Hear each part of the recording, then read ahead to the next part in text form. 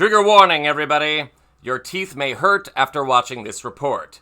And if you don't have teeth, you might gum yourself to death. Donald Trump just managed to insult our troops to their faces. Welcome to Occupy Democrats. I'm David Reddish. When it comes to his role as Commander-in-Chief of the military, one story has haunted Donald Trump for almost 8 years. Back in 2018, Trump opted to skip a special ceremony honoring soldiers who died in the First World War. Officially, he skipped out due to rain. Then, amid his re-election bid in 2020, the truth came out. Here's a reminder. At the time, it seemed odd. The President of the United States skipping a ceremony to honor Americans killed in the First World War, blaming the weather, even though other officials made it. The Atlantic magazine reports that on that specific visit, Donald Trump told staff, "Why should I go to that cemetery? It's filled with losers." Later, he called 1,800 Americans who died in the legendary Battle of Belleau Wood suckers for getting killed. The reporter behind the story stands by it and his high-level, unnamed sources. He doesn't understand why one would go pay that level of respect to fallen American soldiers. Trump called it fake news, blaming the story on disgruntled former employees. They had a rainstorm, the likes of which you've rarely seen. The fog was so great, it was as dense as I've ever seen. And I said, nope, I want to go. I insist on going. Trump also denied calling former prisoner of war and Senator John McCain a loser, despite an established record of saying exactly that. He lost. So I never liked him as much after that, because I don't like losers. He's not a war hero. My stepson was not a sucker. Veterans groups are already looking to capitalize on the story, which has been confirmed by other outlets, including Fox News. For some veterans, the story speaks volumes about Trump's patriotism. To me, his patriotism it's a show. It's no different than anything that he's been doing, over the last couple of decades on television. Trump has survived storms like this before, but a new poll earlier this week found for the first time in 4 years, more troops support Joe Biden over Trump. Good afternoon, folks. Biden, meanwhile, whose late son Beau served in Iraq, tried to contain his rage. There are a few things to unpack in that clip. First, I would reiterate that while this story emerged in The Atlantic, it was later confirmed by multiple news outlets, including Trump's beloved Fox News.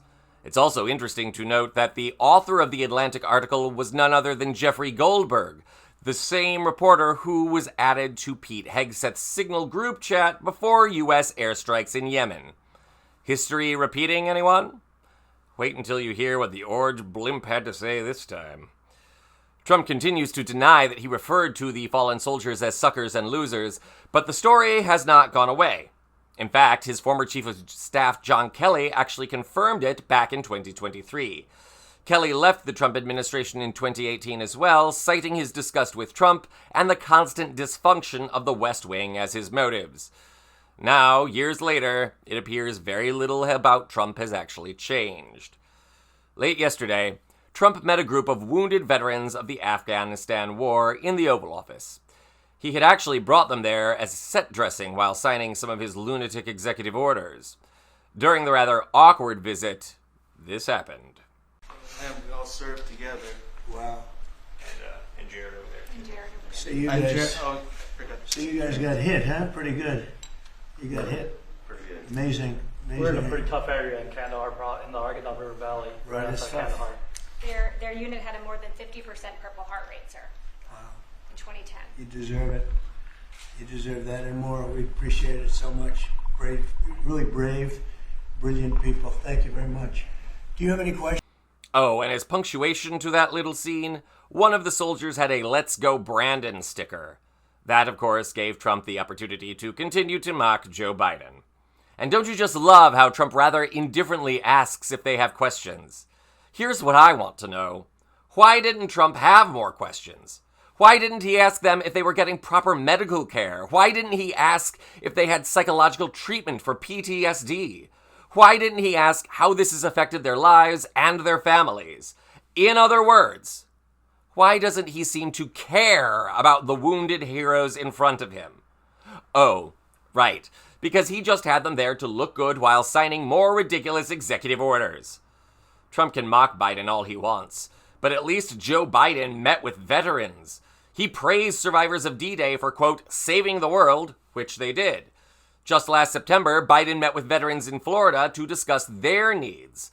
Not use them as props in the Oval Office, not feign interest in their wounds. Biden, of course, also constantly professed love for his son Beau, a combat veteran who died too young of cancer. He had respect for the military and those that served in it, not an excuse about bone spurs in his back pocket, and not contempt for their sacrifice. Listen, if you are watching this channel, you already know that Donald Trump is slime. You know he doesn't give a damn about anyone but himself. But even with that in mind, this Oval Office meeting is still wretched.